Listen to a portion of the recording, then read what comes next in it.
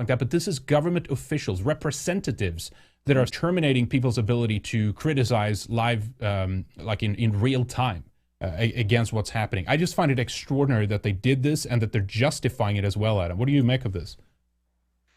It's absolutely incredible that there could be a government hearing essentially declaring war on white people, and then they're going to shut down the comments of a top channel like yours, or even just the normal YouTube channel for everybody. Silence any discussion. The citizens aren't allowed to communicate amongst themselves on the public forum where all of these conversations are taking place. So it's not just that they're going to block certain people, they're going to shut down comments altogether, like they've done all over the internet. And then when we create a workaround with dissenter, they try to shut that down too, which I know we'll get to later. Absolutely. It's truly amazing. YouTube said hate speech has no place on YouTube. Okay, we've invested heavily in teams and technology dedicated to removing hateful comments, videos. Due to the presence of hateful comments, we disabled comments on the live stream of today's House Judiciary Committee hearing. But again, why this collective punishment? Why not simply then say, okay, we're going to block the channel that are doing this supposed hate speech, right? And terminate their ability to comment on the stream, instead of doing this collective punishment where none of us then can say anything and be critical, right? It's hypocritical. How many times do we have to say, what is hate speech? Who defines it? Define it. Speech is, hate speech is just speech that you hate. I mean, the fact that they invited someone like Mort Klein, right, to the hearing, and the fact that they started literally bickering among the panel, which were there to testify, all, of course, trying to jump on and blaming white people, but they couldn't even refrain from attacking each other. The Muslim and the Jewish guy, and they ended up in a fight and spar right there on the hearing. It was comical at that point, I thought. Yeah, I was watching your live stream when they shut down your chat. It really infuriated me when that happened. But the hypocrisy of having an anti-white nationalist hearing when they have the ADL there, they have the Zionist Organization of America there. Those are both groups that are, the ZOA 100% is all about Jewish nationalism. So a Jewish nationalist is there to trash white nationalism. I mean, you don't get more hypocritical than that. And same as the ADL, B'nai B'rith, they're all about protecting Israel and Israel being the eternal capital and all that stuff. They're on board with all of it. Yeah, it's amazing. Ramsey Paul commented on this too. He made some good comments in the wake of this. He made a really good video too that kind of summarized the whole thing. Now we have a black woman like Candace Owens, who's now a representative of white supremacy in America, right? and fighting. And she works for PragerU, and Dennis Prager, he's another Jewish Zionist nationalist. Exactly. So it's very pertinent that they.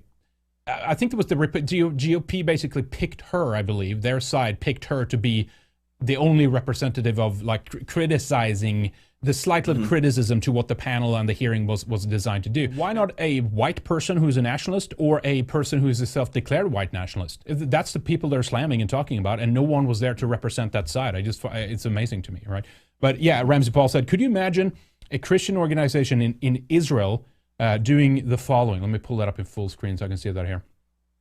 1, censoring what Jews can say. 2, demand that Israel cease to be Jewish. 3, demand that Jews give foreign aid to a Christian ethno-state. 4, make it illegal for Jews to boycott a Christian ethno-state. That would just never happen. Every other racial group can be proud, and again, that's totally fine. They should be. But again, the only one that has a negative connotation here is white pride. Amazing, huh? Yeah, and remember Candace Owens did that tweet where she took the New York Times writer's tweet and just changed the word from white to something else, and then it got banned right away? That's right. Yep, you're right. Social media can be brilliant at connecting people across the world. But I'm deeply concerned that social media firms are still not doing enough to protect users from harmful content. And that's not good enough. So today, we're putting a legal duty of care on these companies to keep users safe. And if they fail to do so, tough punishments will be imposed. The era of social media firms regulating themselves is over. It's time to do things differently. It's time to keep our children safe. That's always what it comes in, right? Time to keep our children safe.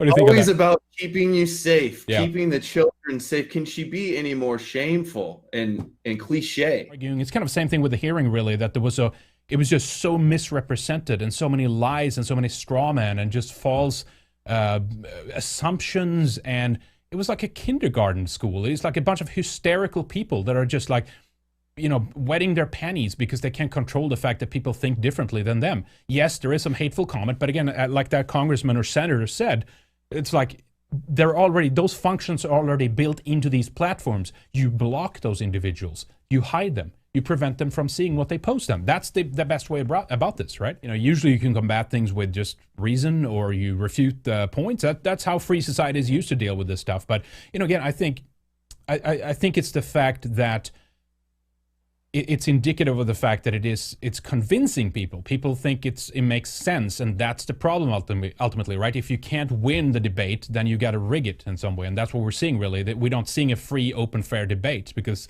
I think they would lose in that environment. Basically, again, in controversy, she had talked about 9/11 and stuff like that, which I saw in passing. But this was something involving Stephen Miller. Why don't you tell us about this one? Yeah, so I supported her when she was calling out APEC and money in Washington and dual loyalty, but she's dropping the ball on this one, calling Stephen Miller a white supremacist when she should know that he's Jewish. Maybe she just doesn't want to say Jewish supremacist. It's only acceptable to say white, but so he looks white, right? That's why maybe they're doing it, or she's doing it. He looks like he could be brothers with the guy at the ADL, Jonathan Greenblatt. Now that's true, but Stephen Miller, you wouldn't think of it reading the name anyway. It's a very goyish name, isn't it? Stephen Miller. But as we know, that doesn't matter, right? So she called him a white nationalist, I guess, and this was because of the fact that he's a little bit more harder on the border, right? He's said some good things, and that leans towards kind of America first. Now I don't know how much in the pocket of Trump he is. But if he says something to the effect of like, hey, we should control our borders, I'm all for that. So that's the reason why she called him out on this?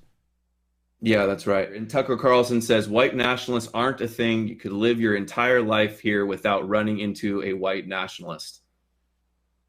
Yeah, exactly. Where are they, right? And who are they? What do they believe, right? Mm-hmm. Because no one really knows. It's just a bunch of slurs. Again, if we go back to the hearing, it would be good if they defined the term or say, well, these are the people who think this or who have these opinions. They are white national. Oh, okay. So, I mean, again, there is I would assume, just a general definition to it. It's dangerous when you begin to change the definitions as well or widen the meaning of terms and stuff like that. But that's just the thing. It's always that now. And I think they're using it as an umbrella term, Adam, to just cast as wide of a net as possible to basically scare as many people away from the ideas that might seem reasonable when it comes to looking out after, our own interests first, be that, America as European Americans or Europeans, right? Mm-hmm.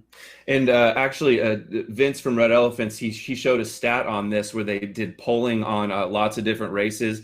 And the question was like, basically, paraphrasing, like, how proud are you to be white, or how proud are you to be black or Asian, et cetera. And whites actually polled way less, which isn't really surprising since it's popular right now and trendy to have like white guilt and, talk about white privilege and all this kind of stuff. Yeah, exactly. I mean, it's just out of control, to be honest, right now. The level, which are wheeling this out at, and again, I think is to get people to run away from the kind of, I guess, rhetoric, which would take people more into a nationalistic kind of viewpoint. I'm not sure. Here's another one from. At this point, anybody that even has any concern about demographics or anything like that, they consider that white nationalist. Like, if we're aware that there's an agenda to mess with the population of countries, that considers you a white nationalist. Whether you claim the title or not, they'll throw it on you.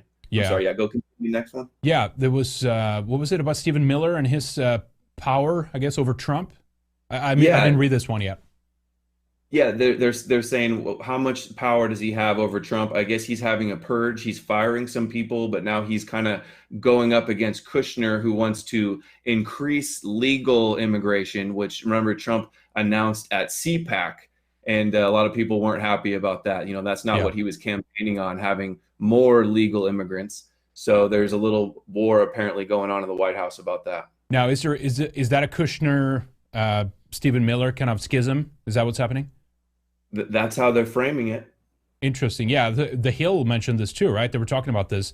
Kushner working to increase legal immigration report, and Miller has been critical of it. And I think we both know who's going. If Trump gets to decide, we both know who wins that battle, right? Mm-hmm. In Kushner's family, and Kushner were always big Democrats, just like Trump used to be. And Kushner even funded one of Michael Moore's documentaries. Really? No, I didn't know that. Yeah. And Michael Moore and Trump had the same agent, super agent, Rahm Emanuel's brother, Ari Emanuel, another connection. Oh, geez. Ann Coulter says Ivanka Trump and Jared Kushner run the White House. And I've been talking a lot about the new Kushner Inc. book written by Vicky Ward. And she gave an interview where she says that Netanyahu is like the grand chess master. That's a quote, grand chess master. And that this Middle East peace plan is essentially his peace plan. And that he is... for all intents and purposes, Netanyahu is the Secretary of State of the United States. Geez. Well, they're good buddies now. How many times have they met? Trump and Netanyahu, and so it's something new. I mean, again, I don't know how he could have. I mean, he did. What was it? An executive order that Trump signed, or something? Yeah, right? Executive order, changing the language. Yeah, granting them the Golan, I think. Right. Ann Coulter has been really good. And remember them. Trump called her. What was it? A wacky. Something really derogatory. Remember that tweet he made about her? Because she had a tweet recently too saying that a certain group of people hates white people. Remember that one? Yep, I do. She's been. I think she sees some stuff. She's pretty fierce, but she's also kind of containing it to a certain extent. What wasn't it like the inauguration or one of the speeches? She says, "How many Jewish people are there in the United States?" There was another comment she said, like, because they're just pander so much to this 1% that it's like it's obvious the 1% is so overrepresented. That's why they're dominating at CPAC and APEC and all of these Republican conferences. That's right. She did point that out. She caught that, I think, accurately. What it was like, she was basically interested in when are we going to talk about America and Americans, right? When are we going to get to that, and what is being done for them? But again, keep in mind, in many cases they can't even mention that. They can talk about Asian Americans, African Americans. They can talk about Jewish Americans, but they can not even say European or white Americans and say, oh, we did this for them, or the unemployment rate for them is down, or anything like that. They can't even touch it. And so Ann Coulter has pointed that out accurately many times. And of course, she's kind of being thrown under the bus now about Trump too. I think she was a big part with a lot of other people, obviously, but in encouraging people to get behind Trump and support them. And therefore I'm glad that she's just not totally blind and like following him over the cliff here. She's actually putting on the brakes and saying something is wrong. You're like, what's the guy doing?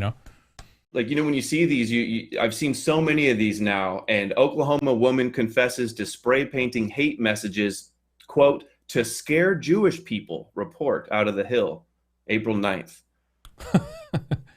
and some of the highlights from this is what she graffitied all over these areas. Quote, every race but white will die.